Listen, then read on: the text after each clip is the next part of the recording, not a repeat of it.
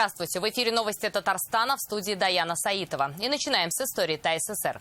В этот день, в 1927 году, открыли знаменитый стадион «Динамо» в Казани. А спустя 40 лет Нижнекамский химический комбинат выдал свою первую продукцию. С тех пор 31 июля официально считается днем его рождения. Сейчас промышленный гигант Нижнекамска – это уже 11 заводов и несколько научно-технических центров. Это события прошлого, сейчас о главном на сегодня. Время благих дел.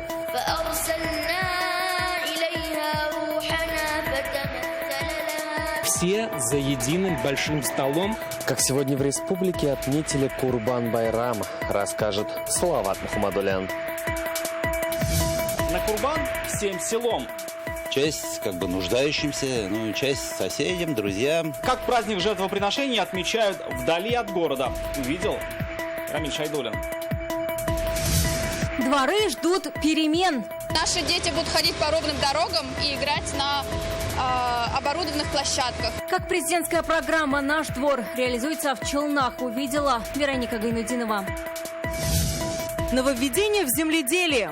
Зимой мы делаем технологические карты, все там планируем, сколько нужно денег на выращивание, например, в этом поле яровую пшеницу. Какие новые технологии используют кукмурские аграрии, знает Алия Хайрудинова.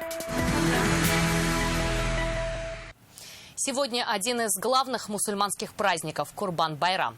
Во всем мире его отмечают больше 1,5 миллиарда человек. Курбан-Байрам для верующих – это символ единения, справедливости, время добрых дел. В этом году пандемия внесла свои коррективы в праздник, но, несмотря на это, все традиции и смыслы остались незыблемыми. С самого раннего утра тысячи верующих по всей республике пришли в мечети, чтобы вместе прочитать праздничный намаз. Почти везде торжества прошли на открытом воздухе. Трансляцию из Галеевской мечети в Казани в прямом эфире смотрели миллионы зрителей нашего канала по всему миру. Салават Мухаммадуллин готов передать атмосферу праздника.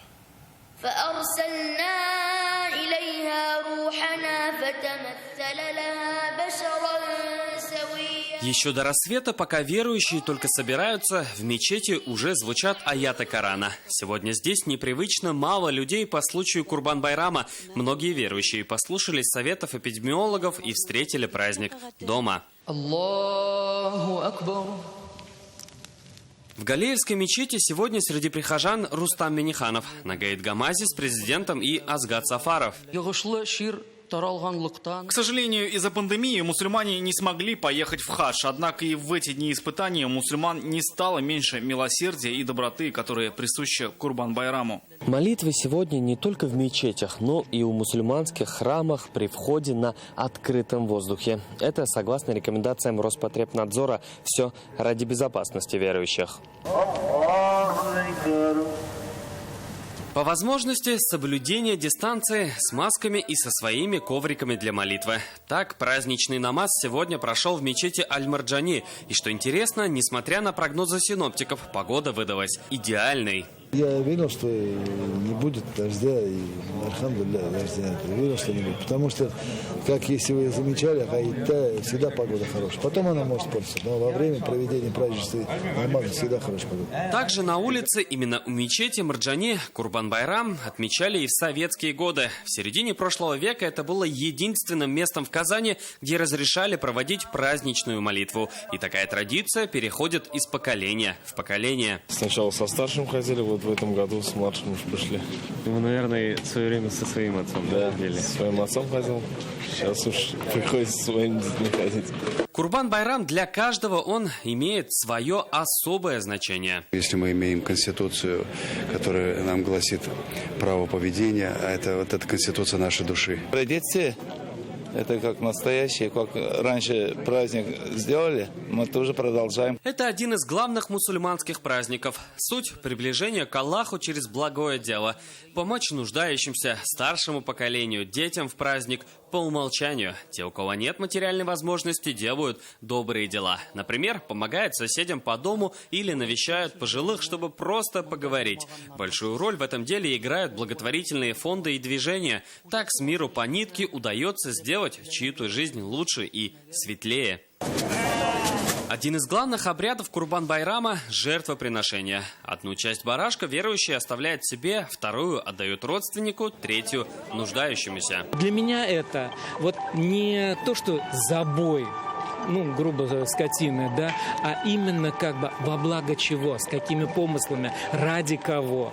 У меня причина такая, что вот ради дочери, для того, чтобы удачно все разрешились наши проблемы. В Казани сегодня работало 15 специальных мест для забоя. Всего их в республике 33 вместо прошлогодних 55. Сократить пришлось из-за пандемии. Курбан делается для того лишь для сближения с Аллахом. Духовная пища обязательно нужно, чтобы у нас в семье порядок был, чтобы дети росли очень воспитанные. Но никакие ограничения не бросили тень на священный праздник. Он, кстати, сегодня еще не завершается. Курбан-Байрам будут праздновать 3 дня. Салават Мухаммадуллин, Александр Лобанов, ТНВ, Казань. К верующим сегодня с поздравлением обратился Рустам Минниханов. Он отметил, Курбан-Байрам – это время нравственного очищения и благих дел. Мы верим в то, что незыблемые духовные идеалы добра, любви и справедливости обретут свое место в сердцах людей. К сожалению, из-за пандемии в нынешнем году верующие не имеют возможности участвовать в хадж к святым местам. Однако это нисколько не умаляет неприходящего духовного значения Курбан-Байрама. Отрадно, что мусульмане республики наравне с представителями других религий на деле доказывают свою приверженность истинным ценностям, оказывая всестороннюю поддержку тем, кто в этом нуждается. Людям с ограниченными возможностями, старикам и многодетным семьям, говорится в поздравлении президента. А в своем инстаграм президент Татарстана выложил очень трогательный ролик о милосердии и традициях одного из главных праздников у мусульман.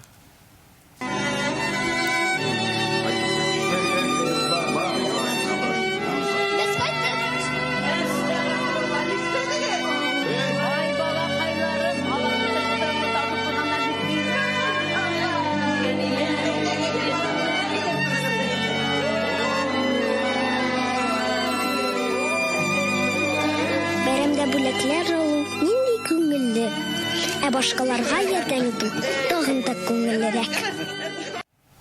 Всех верующих с праздником Курбан-Байрам поздравил и президент России Владимир Путин. Этот значимый для каждого мусульманина религиозный праздник является символом верности высоким духовным идеалам благочестия, справедливости, милосердия и любви к ближнему, которые лежат в основе священного Корана, говорится в поздравлении. Владимир Путин отметил весомый вклад мусульман России в сохранение культурного многообразия страны, а также укрепление межнационального согласия в обществе. Праздничное богослужение сегодня прошло и в Московской соборной мечети. Но пандемия и здесь внесла свои правки. В федеральной столице остальные мусульманские храмы закрыты. В главной мечети праздничная молитва прошла только с участием имамов и представителей руководства Духовного управления мусульман России. И при строгом соблюдении требований Роспотребнадзора. Это социальная дистанция, наличие защитных масок и перчаток. Имамы Москвы обратились к верующим с призывом отмечать праздник дома.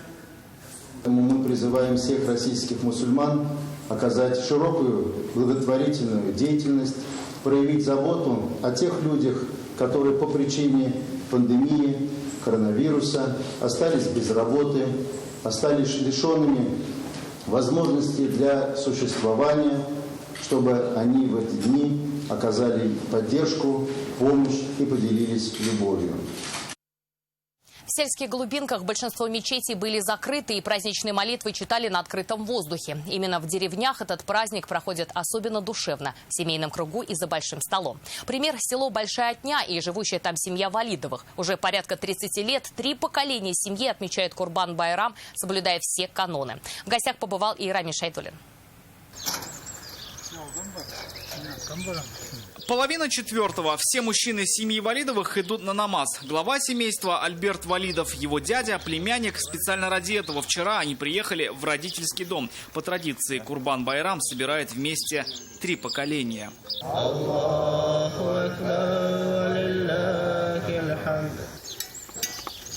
В это время женщины дома не сидят сложа руки. Как только мужчины придут с намаза домой, их будет ждать праздничный стол. Его Валидовы накрывают прямо на свежем воздухе. В меню праздничные угощения, фрукты, сладости, выпечка. Традиционные блинчики. Они тоже готовятся практически на природе в этой семье, в самой настоящей печи. Их пекут по старинному семейному рецепту. Тесто сегодня хозяйка поставила в 4 утра. Тогда же растопила печь. Нужно время, чтобы все дошло. Тогда блины получатся пышными и румяными. Это тоже традиция. Оладьи, как символ домашнего очага. С утра, как мужчины уходят в мечеть, мы начинаем готовить блины к их приходу. А в течение дня уж традиционные татарские блюда: чпшма, кабардма. Мужчины вернулись с намаза, и впереди главный ритуал. Глава семейства лично совершает жертвоприношение. Это у нас уже идет, наверное, лет 30, вот так.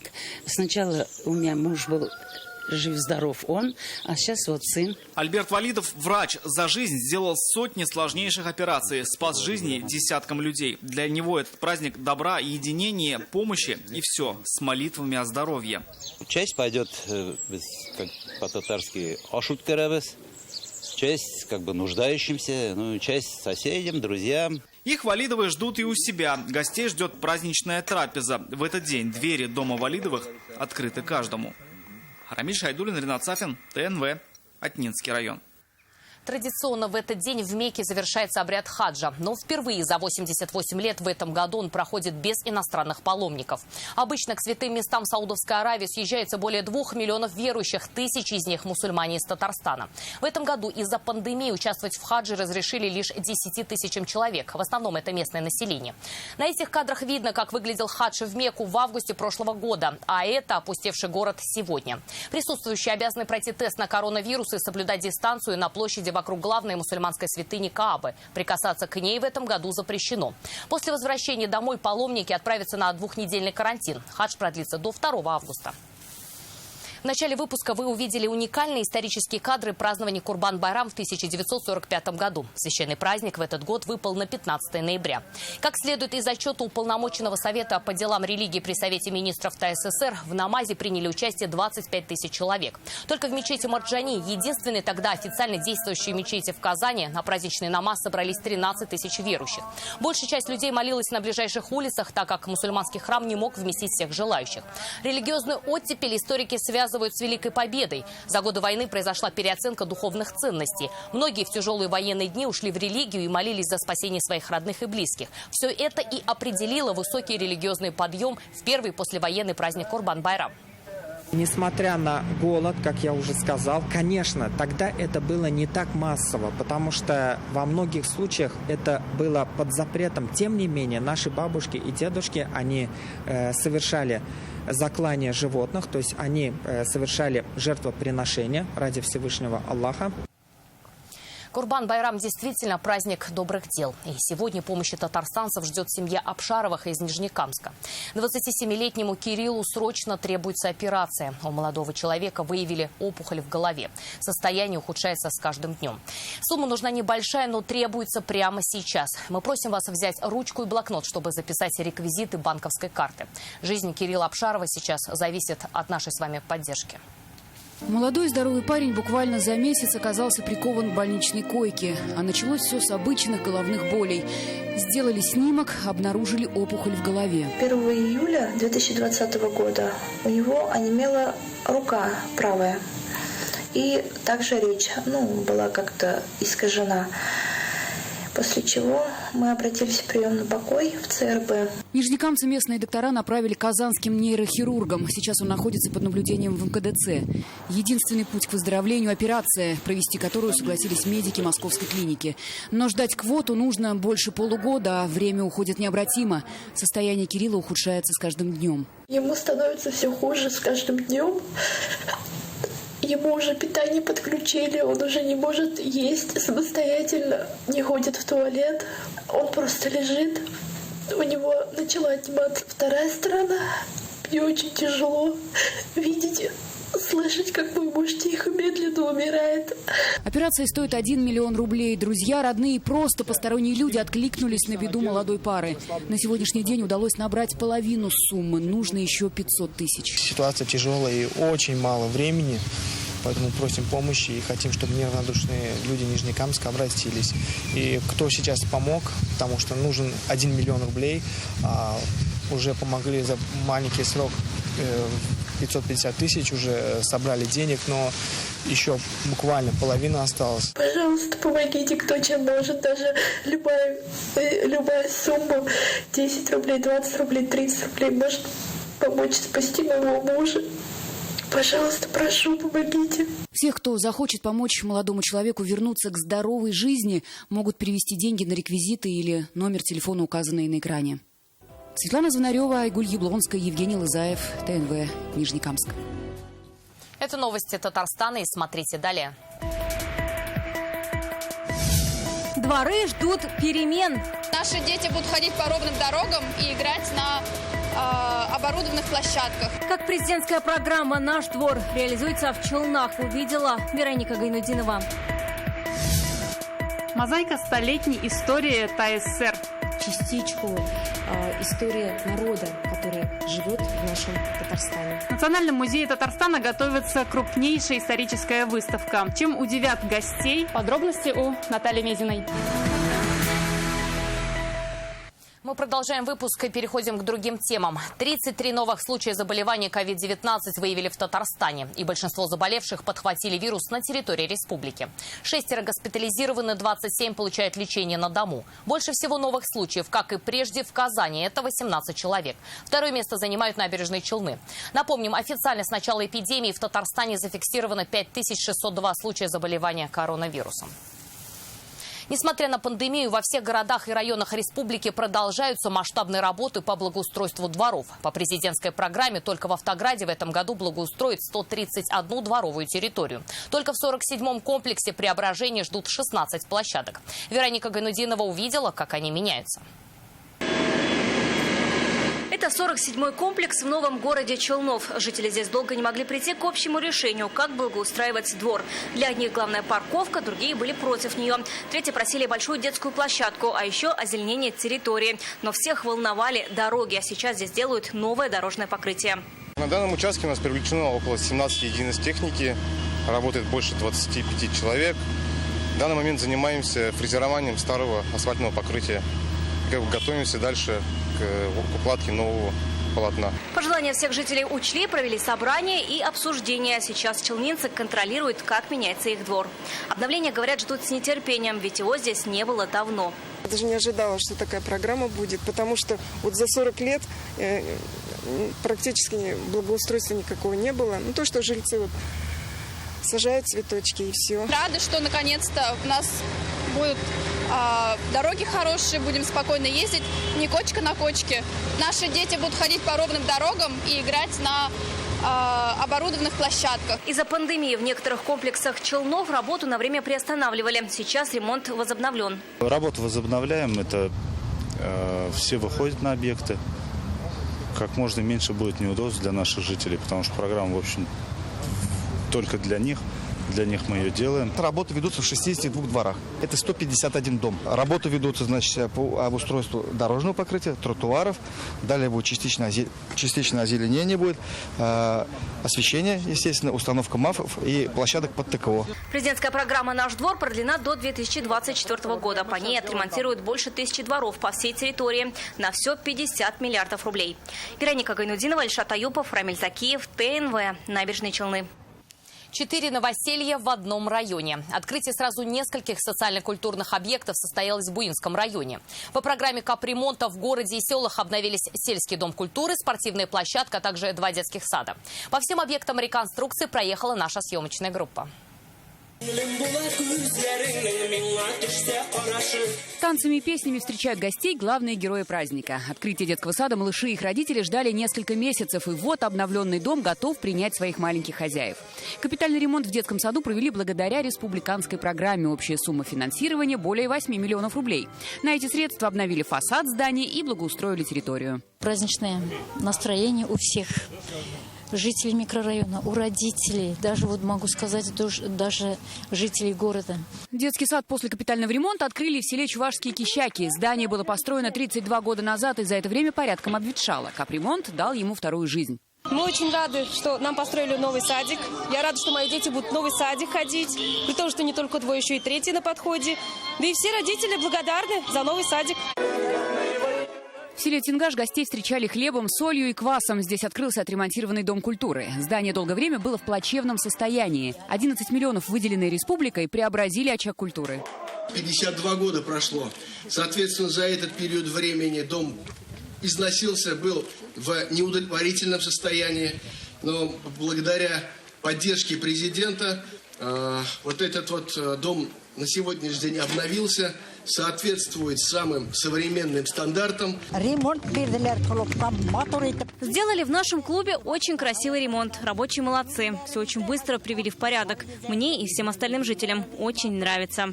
Завершили череду открытий новой спортивной площадкой тут же в селе Тенгаш. Она стала 22-м спортивным объектом в районе, построенным по республиканской программе.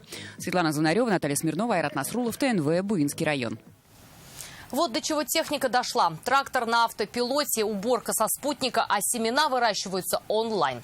В Кукмарском районе агрономы не в поле, а в кабинете или прямо у себя дома при помощи мобильного приложения следят за ходом уборки. В один клик можно увидеть все объемы, затраты, работу техники и наблюдать, что происходит на поле в режиме онлайн. Цифровизацию в отдельно взятом районе изучила Алия Хайрудинова.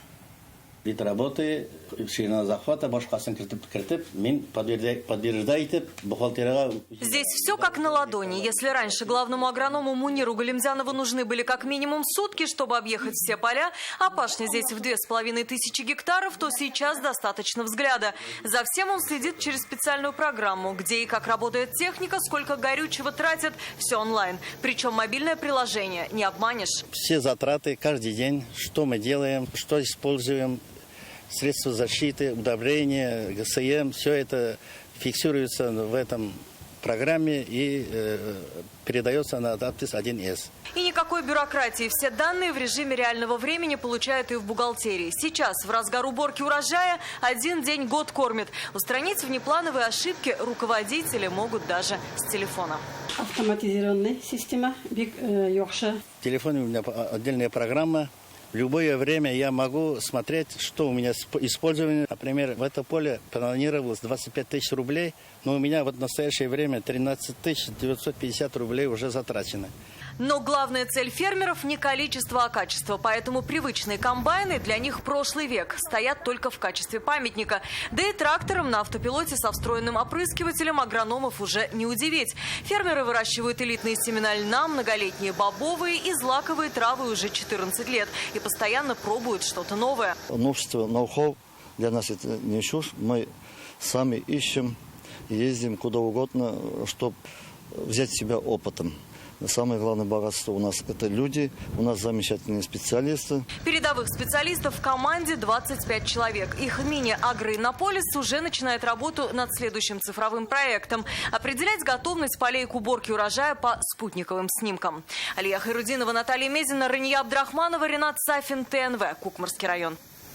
Аккаунты глав районов захватили поля, кони как локомотив и коронавирусные будни. А что еще в инстаграм чиновников, читайте в интернет-газете «Реальное время». От тюркских юрт до коммуналок вековую историю татарского народа собрали в 5000 экспонатов. Нацмузей Татарстана готовится к самой масштабной выставке, посвященной юбилею ТССР. Экспозиция займет 2 этажа. Мастер-классы, лекторий и иммерсивные шоу. Что еще ждет гостей 30 августа на открытии, узнала Наталья Мизина. Открывай свои. Вот так в тесноте, да не в обиде, жили все советские люди в коммунальных квартирах. Кстати, сегодня их история насчитывает уже 100 лет. И переместиться в прошлое, увидеть лично всю историю Татарской Республики можно здесь, в Национальном музее Татарстана. От квартирного вопроса к настоящей кладовой Татарии. В 5000 экспонатов быт и наследие народа. Здесь и тюркские юрты, и первый вариант герба ТССР, созданный Бакир Манче, и даже первый трактор. Все на 2 этажах музея. Творчество Джалия, музей Джалиля и его соратников. Здесь будут представлены у нас мавлидские тетради самого Мусы Джалиля, Рахима Саттара, последнее письмо Абдулла Алиша и, конечно же, подлинный шинель Фатых Карима, также татарского писателя. Трудно представить, что почти год назад этот самолет с помощью крана через окно вывозили на реконструкцию. Сегодня здесь он как новенький стоит в зале музея. Кстати, из-за типичного звука мотора этот самолет немцы прозвали швейной машинкой, а летчиц – ночными ведьмами. Одна из них – наша землячка Мугума Сартланова. А всех героев Советского Союза можно здесь же посмотреть и фильм.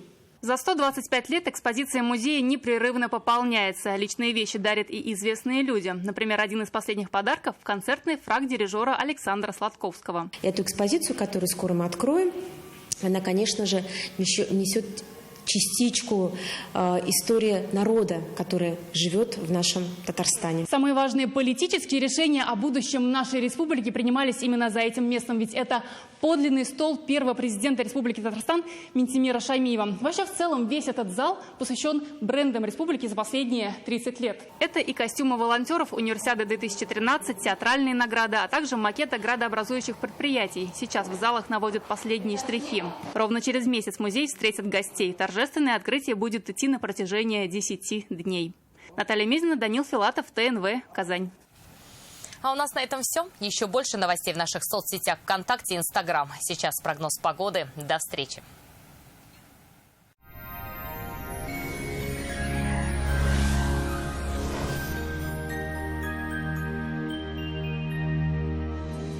Здравствуйте! Вы смотрите прогноз погоды на ТНВ. В студии София Егорова. О погоде через несколько секунд. Создайте свою уникальную, продуманную до мелочей кухню вместе с Данил Мастер. 3D-проект кухни, доставка и установка в подарок. Звоните 2-167-166. Казань, Восстание 23. Данил Мастер ценит каждого клиента. По данным сервиса Яндекс.Погода, в Бугульме, Бавлаха и Азнакаево предстоящие сутки будет облачно, ожидаются дожди. Станет немного прохладнее, плюс 19-20 градусов. В Набережных Челнах, Нижнекамске и Елабуге ожидается пасмурный и дождливый день, плюс 22. В Агрызе, Менделеевске, Актаныше аналогичная погода, днем до плюс 22. В Арске, Кукмаре и Балтаси небо затянет дождевыми облаками, но будет все еще по-прежнему тепло, плюс 22-23 градуса. В Болгаре, Дрожженому Буинске велика вероятность осадков, днем до плюс 24. В Альметьевске, Чистополе и Мамадыше облачно и сыро, днем 21-22 градуса выше 0. Спонсор показа – федеральная сеть медицинских центров «Доктор Рост». Лечение самых сложных заболеваний позвоночника и суставов без боли и хирургического вмешательства. За 10 лет в 10 городах России врачами клиники отменено более 10 тысяч операций. Лучший протез – тот, что остался в упаковке. Мы беремся восстановить сустав даже на стадии некроза, без операций, с помощью передовых технологий. Приходите в «Доктор Рост». Убедитесь, вернуть сустав к жизни можно в любом возрасте. В Казани будет облачно, не исключены небольшие дожди. Ночью около 15 тепла, а днем до плюс 24. Ветер юго-западный слабый. Атмосферное давление 747 миллиметров ртутного столба. Влажность воздуха 54%. Магнитное поле Земли спокойное. На этом наш выпуск завершен. До свидания.